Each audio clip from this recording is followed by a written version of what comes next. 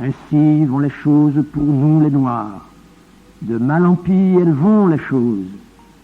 Pour que les cris des peuples noirs, ceux de l'Afrique, ceux du Congo, ceux de Cayenne et ceux d'ici, ne puissent s'unir en une seule voix, dont les échos feront un jour éclater l'avenir en gros morceaux de joie, de tendresse et d'amour. Feront évaporer la haine, la domination et la servilité.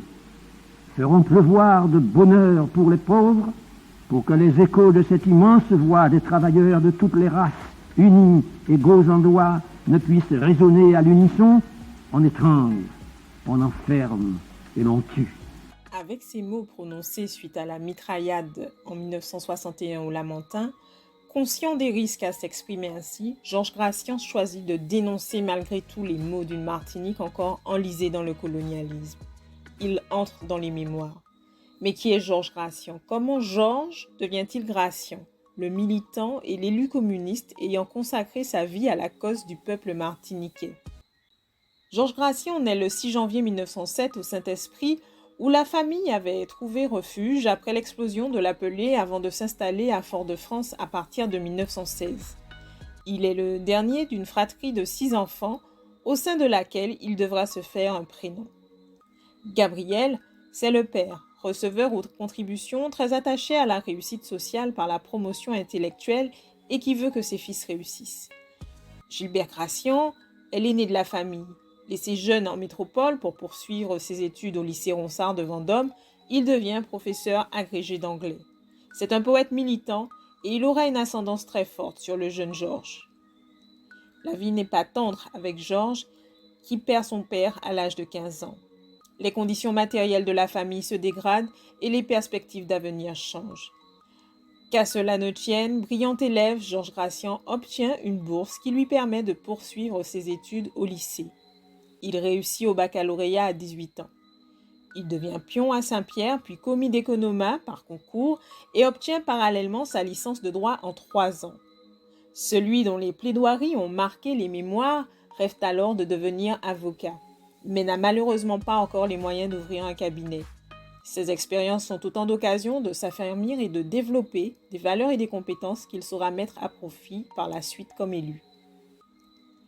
À ses côtés, il a eu pendant toutes ces années Génie Montalin, qu'il connaît depuis l'enfance et qu'il épouse en février 1932 à l'âge de 25 ans. Ils ont 2 enfants, Jean et Liliane. Gracian est un amoureux du sport et y apprend le respect de l'autre et la persévérance.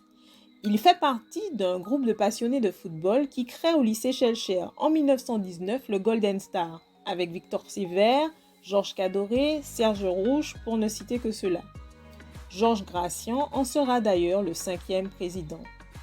Georges est aussi un nageur et un plongeur remarquable. Il avait pris l'habitude d'aller sur les bateaux, parce qu'il est un plongeur en Martinique. Et du haut des bateaux, il s'amusait à plonger. C'est là qu'il rencontrait un liqueur d'ailleurs, qui était aussi bon nageur. Cet amour de la natation et du plongeon explique son combat pour l'installation d'une piscine dotée d'un plongeoir de 10 mètres de haut au Lamentin. Communiste un jour, communiste toujours.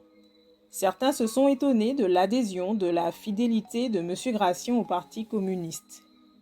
Il dit que c'était un mulâtre qui a mal tourné. Et comme si c'était un nanti, mais qui s'occupait, qui avait le mérite de s'occuper des gens de petites conditions. Georges avait depuis petit accompagné son père Gabriel, socialiste, dans les conférences. Son frère Gilbert dénonçait dans ses textes le colonialisme et lui a présenté le communiste Bissol. Georges Gracian a été aussi formé aux idées de gauche par Jules Monroe, qu'il rencontrait au lycée Schellcher, et par André Aliquer, qui était, comme il aimait à le dire, son premier employeur. Il s'intéresse, débat, mais ne s'engage pas encore.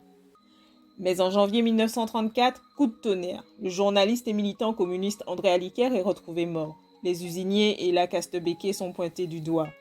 En Martinique, dans un contexte qui n'est pas favorable aux idées communistes, une jeune garde décide d'agir.